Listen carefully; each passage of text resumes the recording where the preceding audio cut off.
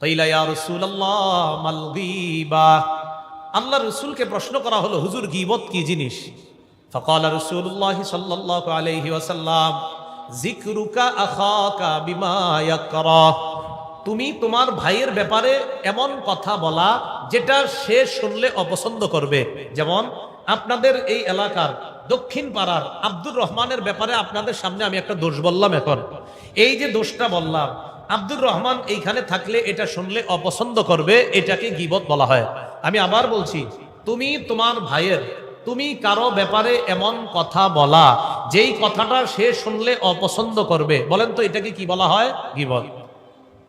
সাহাবী প্রশ্ন করলেন, ইন কানা ফীহি মা আকুলু ইয়া রাসূলুল্লাহ। হুজুর আমি যার ব্যাপারে গীবত করলাম বাস্তবিক অর্থে যদি তার মধ্যে এই দোষটা থাকে তাহলেও কি গীবত? তাকান আমার দিকে সবাই। আমি ওনার নামে একটা কথা বলছি, অপরাধের কথা। বাস্তবিক অর্থে যদি ওনার মধ্যে এই অপরাধটা থাকে, নবীকে প্রশ্ন করলেন, হুজুর তাও কি গীবত? নবী বললেন, ইন কানা ফীহি মা তাকুলু ফাকাদ ইগতাবতা। তুমি যার দোষ বললা বাস্তবিক অর্থে যদি তার মধ্যে এই দোষটা থাকে তাহলে এটা গীবত। বলেন আবার, তুমি যার দোষ বললা বাস্তবিক অর্থে যদি তার মধ্যে এই অপরাধ থাকে তাহলে এটার নাম গীবত। ওয়া ইল্লাম ইয়াকুন ফীহি মা তাকুলু ফাকাদ বাহাত্তা। আর তুমি যার দোষ চর্চা করলা, তুমি যার গীবত করলা, তার মধ্যে যদি ওই অপরাধটা না থাকে তাহলে এটার নাম অপবাদ। তাহলে বলেন তো, আব্দুর রহমানের একটা দোষ আপনাদের সামনে বললাম, আসলে দোষটা তার মধ্যে আছে, এটার নাম কি? মাশাআল্লাহ। আব্দুর রহমানের একটা দোষ আপনাদের সামনে বললাম কিন্তু অপরাধটা তার মাঝে আসলে নাই, এটার নাম কি? অপবাদ। এই তো বুঝছেন। তাহলে অপরাধ থাকলে গীবত, অপরাধ না থাকলে অপবাদ। আল্লাহ আমাদের সকলকে গীবত এবং অপবাদ উভয় অপরাধ থেকে বাঁচার তৌফিক দান করেন। আমরা গীবত করি চার মাধ্যমে। বলেন কয় মাধ্যমে গীবত করি? চার মাধ্যমে আমরা গীবত করি। এদিকে এদিকে এদিকে দেখেন ভাই, আওয়াজ হচ্ছে কিসের? আমরা চার মাধ্যমে গীবত করি। একদম এদিক সেদিক হবেন না, তাহলে আলোচনা মুখস্থ রাখতে পারবেন না। অনেকে খাতা কলম নিয়ে বসছে, মাশাআল্লাহ ভালো, এই খাতা কলম নিয়ে বসা ভালো। আপনারা যারা খাতা কলম নিয়ে বসেন না, খালি শুনবেন, সকালে হয়তো দুই একটা মনে থাকবে। আমরা চার মাধ্যমে গীবত করি। কয় মাধ্যমে? চার মাধ্যমে। প্রথমে খালি হেডলাইন গুলা শুনেন মনোযোগ সহকারে। এক নম্বর আল গীবাতু বিল লিসান, জিহ্বা দিয়ে গীবত করা। দুই নম্বর আল গীবাতু বিল কলব, অন্তর দিয়ে গীবত করা। তিন নম্বর আল গীবাতু বিল ইশারা, ইঙ্গিতে গীবত করা। চার নম্বর আল গীবাতু বিল কিতাবা, লেখার মাধ্যমে গীবত করা। এবার আমি শুধু বাংলাগুলা বলবো, এরপর আপনারা বলবেন, আমারে শোনাইবেন। আগে মন দিয়ে শোনেন। এক নাম্বার মুখে গীবত করা, দুই নাম্বার অন্তর দিয়ে গীবত করা, তিন নাম্বার ইশারায় গীবত করা, চার নাম্বার লেখার মাধ্যমে গীবত করা। এবার আপনারা বলেন, এক নম্বর, দুই নম্বর, তিন নম্বর ইশারায়, চার নাম্বার লেখার মাধ্যমে। এক নাম্বার মুখে গীবত করা, এটা তো আমরা সবাই চিনি। সহিহ বুখারীর 6477 নম্বর হাদিসের বর্ণনা। রাসূলুল্লাহ সাল্লাল্লাহু আলাইহি সাল্লাম বলেন, ইন্নাল আবদা লা ইয়াতাকাল্লামু বিল কালিমা মা ইয়াতাবায়্যানু ফিহা ইয়াজিল্লু বিহা ফিন নার আবআদা মিম্মা বাইনাল মাশরিক। রাসূলুল্লাহ সাল্লাল্লাহু আলাইহি সাল্লাম বলেন, কোন ব্যক্তি যদি অযথা কারো ব্যাপারে সমালোচনা করে, অনর্থক একটা কথা মুখ দিয়ে বলে কারো ব্যাপারে হোক। আমরা চার পাঁচজন চা খাইতেছি একসাথে, চারজন চা খাওয়ার মধ্যে একজন আমি বলে ফেললাম, কিরে কার কথা কস? উত্তর পাড়ার আব্দুর রহিমে, আরে থুর কইস না, হে তো এমন। বাকি তিনজনে কয়, থুর বেটা তুই রে কি করলি, হ্যার নামে একটা দোষ করলি। তা আমি বললাম, এটা কথার কথা কইছি। বলেন কি বলছি? কথার কথা। সহিহ বুখারীর 6477, সহিহ বুখারীর 6478, দুটোটা হাদিস। মোট হাদিস সংখ্যা হবে 7563টা। এই হাদিসের মধ্যে রাসূলুল্লাহ সাল্লাল্লাহু আলাইহি সাল্লাম বলেন, কোন ব্যক্তি যদি পরিণাম চিন্তা না করে কারো ব্যাপারে আন্দাজি একটা কথা বলে, এই একটা কথার কারণে দুনিয়ার পূর্ব পশ্চিম যত বড় জাহান্নামের এই পরিমাণ গভীরতায় যাবে, শুধু এই একটা কথার কারণে। একটা কথা। এজন্য ভাইরা, দুনিয়াতে আন্দাজি মজলিস গুলা এড়ায়া চলেন। কোন মজলিস? বসতে হয় জুমার আগের বয়ানের মজলিসে বসেন, বসতে হয় জিকিরের মজলিসে বসেন, বসতে হয় দাওয়াত ও তাবলীগের মজলিসে বসেন, বসতে হয় হালকায় জিকিরের মজলিসে বসেন, বসতে হয় ওয়াজ মাহফিলের মজলিসে বসেন, বসতে হয় মসজিদে কোনো ইসলাহি মাহফিলের মজলিসে বসেন। অযথা দুনিয়ার যে মজলিসগুলা হয়, আল্লাহর রাস্তায় এগুলাতে কম বসার চেষ্টা করেন। আপনি জানেনও না এই মজলিসে যাওয়ার কারণে এমন একটা অপরাধ মুখ দিয়ে বের হইছে, যেই অপরাধটা আপনাকে দুনিয়ার পূর্ব পশ্চিমের সমপরিমাণ দূরত্বের এই পরিমাণ জাহান্নামী আপনারে বানায়া দিছে, এটা আপনার জানাও নাই। বলেন নাউজুবিল্লাহ। আল্লাহ আমাদেরকে হেফাজত করেন। বলেন তো কয় মাধ্যমে গীবত করি? 1 নম্বর মুখ দিয়ে, 2 নম্বর কলব দিয়ে। কলব দিয়ে গীবত কাকে বলে? ইবনে হাজার হাইতামি রহমতুল্লাহি আলাইহি বলেন, আল গীবাতু বিল কলব হিয়া আন তাজুন্না বিহি সুআ। কলব দিয়ে গীবত হলো কারো ব্যাপারে তুমি অন্তর দিয়ে খারাপ ধারণা করা। কলব দিয়ে গীবত হলো কারো ব্যাপারে অন্তর দিয়ে খারাপ ধারণা করা। সহিহ বুখারীর বর্ণনা, রাসূলুল্লাহ সাল্লাল্লাহু আলাইহি সাল্লাম বলেন, ইয়াকুম ওয়াজ-যন্না ফা ইন্না যন্না আকযাবুল হাদিস। তোমরা বেশি পরিমাণে অনুমান করা থেকে বাঁচো, কেননা কলব দিয়ে অনুমান করাটা এটা সবচেয়ে বড় মিথ্যা কথা। কলব দিয়ে অনুমান কারো ব্যাপারে খারাপ ধারণা করা এটা সবচেয়ে বড় মিথ্যা কথা। এবার আমার কথা মন দিয়ে শোনেন, কলবে যদি কারো ব্যাপারে খারাপ ধারণা আসে, আমার দিকে তাকান, আমার কলবে ওনার ব্যাপারে খারাপ ধারণা আসলে কি করণ? আমার কলবের মধ্যে এই কথাটা দাফন করে মুখে মুখে বলবো আস্তাগফিরুল্লাহ আস্তাগফিরুল্লাহ, ছি ছি ছি, আমি আরেক মুসলমানের ব্যাপারে খারাপ ধারণা করি, আরে আমার নিজেরই তো হাজার হাজার অপরাধ, এইগুলা মনের মধ্যে আনবেন না। না, আমি মুসলমানের ব্যাপারে এত খারাপ ধারণা করা আমার ঠিক না, আমারই তো দোষের অভাব নাই, আমি তার ব্যাপারে এত দোষ কেন খুঁজি মনের মধ্যে? তাহলে কারো ব্যাপারে খারাপ ধারণা আসলে এটা কলবের মধ্যেই রেখে দেন, দাফন করে দেন, মুখে ইস্তেগফার করেন, আল্লাহর কাছে মাফ চান, মনে থাকবেন ইনশাআল্লাহ। 3 নাম্বার গীবত ইশারা। ইশারা গীবত কাকে বলে? সবাই আমার দিকে তাকান, দেখেন, এই সবাই তাকান আমার দিকে, দেখেন, এই যে ইশারা করতে ডরেন না, এই 2-3 জন চা খাইতেছে আর চোখের মাধ্যমে বলে এই যে ইঙ্গিত দিয়ে বুঝাইলাম, মানে খাটো, কানা কানা, পা ভাঙ্গা, এই যে ইশারায় বললাম, নামও বললাম না, খাটো মানুষটাকে খাটো ইশারা করলাম, কানা মানুষটাকে কানা ইশারা করলাম। আল্লাহ রাসূল বলছেন, এই যে তুমি ইশারায় গীবতটা করলা, এটার মাধ্যমে তোমার জাহান্নাম। ইশারা দলিল মুসনাদে আহমদ কিতাবের নাম, হাদিস 25708 নম্বর হাদিস। এই হাদিসের বর্ণনাকারী আম্মা জান আয়েশা সিদ্দিকা রাদিয়াল্লাহু তাআলা আনহা, তিনি বলেন, জাআত ইমরাআতুন কাসীরাতুন ইলা নবী সাল্লাল্লাহু আলাইহি ওয়াসাল্লাম ফাকুলতু বিইবহামি হাকাযা ওয়া আশারতু ইলা নবী সাল্লাল্লাহু আলাইহি ওয়াসাল্লাম আন্নাহা কাসীরা। একজন খাটো মহিলা রাসূলের দরবারে আসছে। কি মহিলা? খাটো। আম্মা জান আয়েশা সিদ্দিকা বলেন, আমি আল্লাহর নবীকে ইশারার মাধ্যমে এইভাবে বুঝাইলাম, ইয়া রাসূলুল্লাহ, দেখেন ইশারায় বললাম, হুজুর খাটো। আম্মা জান বলেন, আমি নবীরে ইশারায় বললাম, হুজুর মহিলাটা খাটো। সাথে সাথে নবী আমারে বললেন, আয়েশা ইগতাবতিহা, তুমি গীবত করছো। সাথে সাথে বলে দিচ্ছে। তাহলে আম্মা জান একজন নারীকে নবীর কাছে ইশারায় বলছে খাটো, নবীজি বললেন, আয়েশা তুমি গীবত করছো। আল্লাহ আমাদেরকে হেফাজত করেন। নবীজির একজন বিবি ছিলেন সফিয়া রাদিয়াল্লাহু তাআলা আনহা। বলেন কি নাম? সফিয়া। আবু দাউদ শরীফের 4875 নম্বর হাদিস। এই হাদিসের বর্ণনাকারী আম্মাজান আয়েশা সিদ্দিকা রাদিয়াল্লাহু তাআলা আনহা। আম্মাজান বলেন, আমি একদিন আল্লাহ নবীরে বললাম, হাসবুকা মিন সফিয়া কাযা ওয়া কাযা তানি কাসীরা। আমি বললাম, হে আল্লাহর নবী, সফিয়া এমন এমন, অর্থাৎ ইয়া তানি কাসীরা, হুজুর সফিয়া আমার চেয়ে তুলনামূলক একটু কম লম্বা।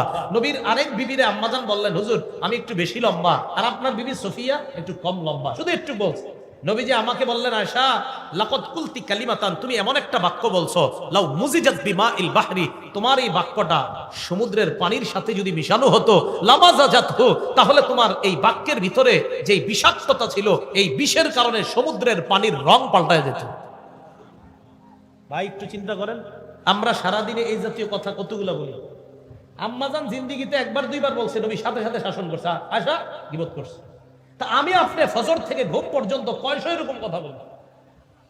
আল্লাহ আমাদেরকে হেফাজত করেন, আল্লাহ সকলকে হেফাজত করেন। কেউ ভাই বলেন, আমরা চোখের মাধ্যমে ইশারা আরেকজন এরকম অপমান করি কিনা? এই এরকম করি, ঠিক না? এটা ইশারায় করবো না। হ্যাঁ, গীবত 4 নাম্বার কি দিয়ে করি? ফেসবুক চালান যারা যারা, মন দিয়ে শুনেন, ফেসবুক চালায়। হ্যাঁ, আমার সাথে সবাই বলেন, যেই কথা মুখে বলা গীবত, সেই কথা কলমে লেখা গীবত। বলেন, যেই কথা মুখে বলা গীবত, সেই কথা ফেসবুকে লেখা গীবত। ফজরের পরে উঠা ফেসবুকে যদি উনি স্ট্যাটাসটা না দেয়, তো এই দেশ অচল হয়ে যেতে পারে। এই জন্য উঠে একটা স্ট্যাটাস দেয় ফজরের পরে, কারণ আপনি স্ট্যাটাস না দিলে তো আমাদের দেশ চলবে না।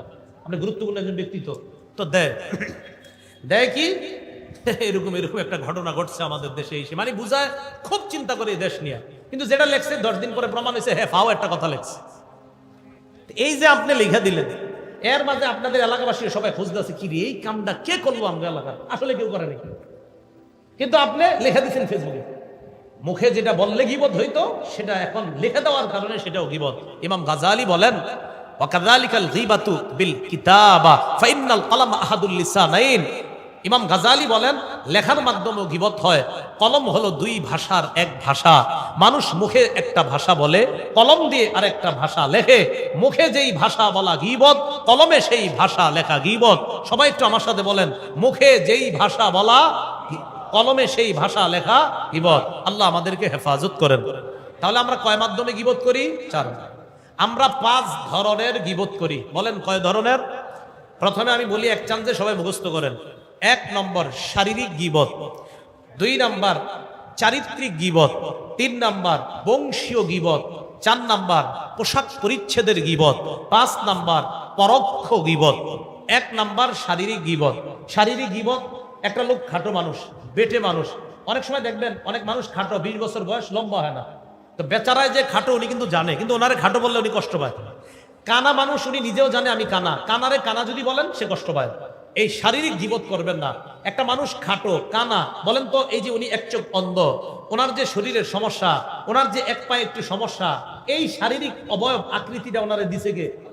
এই জন্য আপনি ওনারে নিয়ে অপমান করেন না। এই হলো 1 নাম্বার শারীরিক গীবত। 2 নাম্বার চারিত্রিক গীবত। চারিত্রিক গীবত কাকে বলে? আজকে আমাদের এলাকায় আরিফ বিন হাবিব আসবে। ও আরিফ বিন হাবিব চিনি, এর চরিত্র জানা আছে। কি চরিত্র? এর ভালো করে চিনি। কি কত আমগুলো এক লোকে ডাব চুরি করছে, এই আপনি এটা বলে ফেললেন। কথার কথা মনে করেন আপনি 20 বছর আগে আমার একটা দোষ দেখছেন, আসলে দোষটা আমি করছি, হতে তো পারে আমি তবা করে ফেলছি। এখন আপনি 20 বছর পরে এসে বলতেছেন হে যে কেমন জানি। আপনি কেমনে জানেন কেমন? এরও তো হতে পারে যারে আপনি বলতেছেন কেমন জানি উনি তবা করে ভালো হয়ে গেছে, তো এখনো আপনি বলতেছেন হে কেমন জানি। এটা চারিত্রিক গীবত। বলেন আমাদের মাঝে এই স্বভাবগুলো আসেনি? করেন না। 3 নাম্বার বংশীয় গীবত। কেউ তুমি কোন বংশের? আমি আপনার এলাকার নাম নসিপুর, ওই দক্ষিণ পাড়ার অমুক গোষ্ঠীর লোক, ওই গোষ্ঠীর তুমি। হ্যাঁ, তো সব চোর, সব চোরা গোষ্ঠী। এই বেটা নামাজও পড়ে, রোজা রাখে, হজ করছে, জাকাত দিছে, ওমরাও করে আসছে, উনি মাশাআল্লাহ আপনার মিথ্যা কথা বলে না, সত্য কথা বলে। এই লোকটারে আপনি মুখের উপরে বলে দিলেন তুমি তো চোর গোষ্ঠীর মিয়া, তুমি আর কুদ্দুর ভালো হইবা, তুমিও চোর। তাহলে একটা ভালো মানুষরে আপনি বংশের কারণে চোর বলে ফেললেন। হইতে পারে ওই বংশে গত 50 বছর আগে একজন চুরি করছিল, তো একটা কারণে হয়ে গেছে যে বেটা চুরি করছে।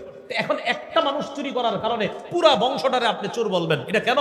এই গ্রামগঞ্জের মানুষগুলোর মধ্যে এই স্বভাবটা। কিন্তু তুই কোন গোষ্ঠীর? অমুক গোষ্ঠী। চিনা আছে তোকে গোষ্ঠীরে ভালো করে না, এটি বলেন না। ওই গোষ্ঠী যদি জান্নাতে যায় আর আপনি যদি জাহান্নামে যান তখন কি হবে? হ্যাঁ, এটি বললেন না। এই জন্য মনে রাখবেন, কোন এলাকার তুমি? নোয়াখালীর। তোমাদের নোয়াখালীদেরকে জানা আছে। কেন? নোয়াখালীর যদি 100 জন জান্নাতে যায় আর আপনাদের এই এলাকার যদি 90 জন যায়, তো তারা তো 10 জন বেশি হয়ে গেল। এজন্য কোন এলাকা, কোন গোত্র, কোন জেলা, কোন থানাকে কখনো এইভাবে আমরা না বলা, তোমার বাড়ি কই অমুক জায়গায়, তোমার চিনা আছে, নাউজুবিল্লাহ, এগুলা না বলা। ভাই কথাগুলো মানবো তো ইনশাআল্লাহ? তাহলে 3 নাম্বার বংশীয় গীবত। ওনারা যে মাহফিলের আয়োজন করছে এলাকাবাসী, কেন বলেন? এখান থেকে আমরা কিছু শিখবো, শিখার পর আমল করব। তো আজকে আমরা জানলাম যে বংশীয় কথাগুলা কাউরে বলবো না। 4 নাম্বার পোশাক পরিচ্ছেদের গীবত। আপনি আপনার মেয়ের বিয়েতে 10 জন বন্ধু দাওয়াত দিচ্ছেন, 9 জনের ভালো স্ট্যাটাস আছে, 600-800 টাকা গজের পাঞ্জাবি পরে আসার ক্ষমতা আছে। একজনের 100 টাকার উপরে পাঞ্জাবি পরার ক্ষমতা নাই। 10 জন বন্ধু আপনার মেয়ের বিয়েতে আসছে। আপনি মেয়ের বিয়েতে কি করেন জানেন? শুধু ওই যে 9 জন যে আছে তাকে খুব বেশি গুরুত্ব দেন, তাদের সাথে আপনি কথা বলেন। আরেকজন যেই ব্যক্তি আছে, যেই ব্যক্তি একটু কম দামি পাঞ্জাবি পরে আসছে, তাকে আপনি তেমন গুরুত্ব দেন না। এখন এই যে তাকে আপনি গুরুত্ব না দেওয়ার কারণে অনেকে আপনারা জিজ্ঞাসা করতেছে কেউ আপনি আপনার ওই বন্ধুকে গুরুত্ব দিচ্ছেন না কেন? তখন আপনি বললেন এই জাতীয় একটা পোশাক পরে সে এখানে কেন আসছে? ও ভাই একটু যাইতে দেন তাড়াতাড়ি, ভাই একটু যাওয়ার ব্যবস্থা করে দেন, অ্যাম্বুলেন্স গুলা যাওয়ার ব্যবস্থা করে দেন। হ্যাঁ হ্যাঁ ঠিক আছে, ও থাকলে খালি হ্যাঁ হ্যাঁ আমরা রাস্তায় যদি একটু কষ্ট করে এদিকে এসে পড়েন, এই যে বাম ডাইন সাইডে জায়গা আছে, ভলান্টিয়ার ভাইয়েরা, আমরা রাস্তার সামনে মানুষগুলা না রেখা এই আপনার ডান পাশে আর বাম পাশে দেখেন একটু ইয়া করা যায় কিনা। মাহফিলের ভলান্টিয়ার যারা আছেন আপনারা একটু রাস্তার মানুষগুলো আমরা একটু এদিকে আনার চেষ্টা করি। আর অ্যাম্বুলেন্স,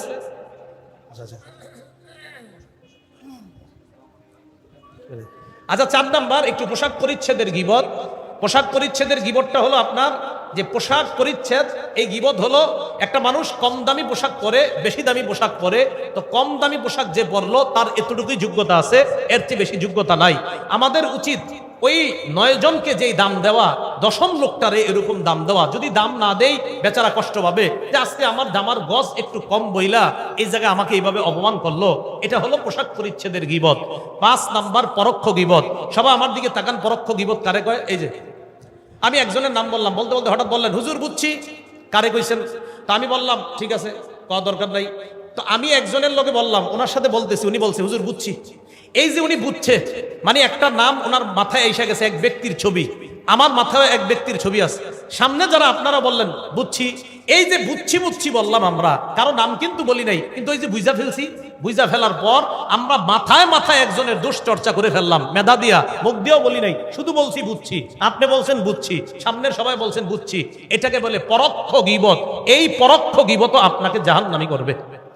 সর্বশেষ কথা, গীবতের ভয়াবহতা। গীবতের ভয়াবহতা কি এটা বলে খুব মনোযোগ দিয়ে আমরা শূন্য শেষ করে ফেলবো। আবু দাউদ শরীফের 4880 নম্বর হাদিস, রাসূলুল্লাহ সাল্লাল্লাহু আলাইহি সাল্লাম বলেন, ইয়া মাশারা মান আমানা বিলিসানি, হে ওই সমস্ত মানুষ যারা শুধু মুখে ঈমান আনছো, ওয়ালাম ইয়াদখুলিল ঈমানু কলবা, যাদের কলবে এখনো ঈমান ঢুকে নাই। এর দ্বারা কি উদ্দেশ্য? নবী বুঝায়, বলেন তো আমার সাথে, আমরা ঈমানদার বলেন, আবার বলেন আমরা ঈমানদার। এই যে আপনি বললেন আমরা ঈমানদার, এই আমরা ঈমানদার বলার পর আপনি আবার এই মুখ দিয়ে আরেকজনের গীবত করলেন। এক মুখে বললেন আমি ঈমানদার, এই মুখেই আবার গীবত করলেন। রাসূল বলেন তুমি গীবত করো আবার মুখে বলো ঈমানদার, এটা মুখেই ঠিক আছে, তোমার কলবে এখনো ঈমান ঢুকে নাই। আল্লাহ রাসূল বুঝাইতে চায়, যেই ব্যক্তি মুখে বলে আমি ঈমানদার আবার গীবত করে, তার কলবে এখনো ঈমান ঢুকে নাই। কারো কলবে যদি ঈমান থাকে সে মুখ দিয়ে কারো গীবত করবে না।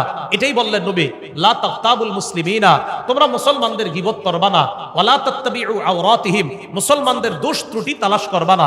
ফাইন্নাহু মাইয়াত্তাবি আওরাতিহিম, রাসূলুল্লাহ সাল্লাল্লাহু আলাইহি সাল্লাম বলেন, কেউ যদি মুসলমানের দোষ তালাশ করে, ইয়াত্তাবিইল্লাহু আওরাতা, আল্লাহ তার দোষ তালাশ করে। দেখেন আমার দিকে, আমি তার দোষ তালাশ করি, আল্লাহ আমারটা তালাশ করে। আল্লাহ যদি আমার দোষ তালাশ করে আর আমি বান্দার দোষ তালাশ করি, বান্দার দোষ আমি পাইতেও পারি নাও পাইতে পারি, কিন্তু রব যদি আমার দোষ তালাশ করে নিশ্চিত আমার দোষ পেয়ে যাবেন। আমি আবার বলছি, আমি বান্দার দোষ তালাশ করি, আল্লাহ আমারটা তালাশ করে। আমি বান্দার দোষ পাইতেও পারি নাও পাইতে পারি, আল্লাহ আমার দোষ নিশ্চিত পাবে। রাসূলুল্লাহ সাল্লাল্লাহু আলাইহি সাল্লাম বলেন, ফাইন্নাহু মাইয়াত্তাবিইল্লাহু আওরাতা, শোনো আল্লাহ যদি কারো দোষ তালাশ করে, ইয়াফযাহু ফি বাইতিহি, আল্লাহ তারে ঘরে হইলেও অপমান করে ছাড়বে।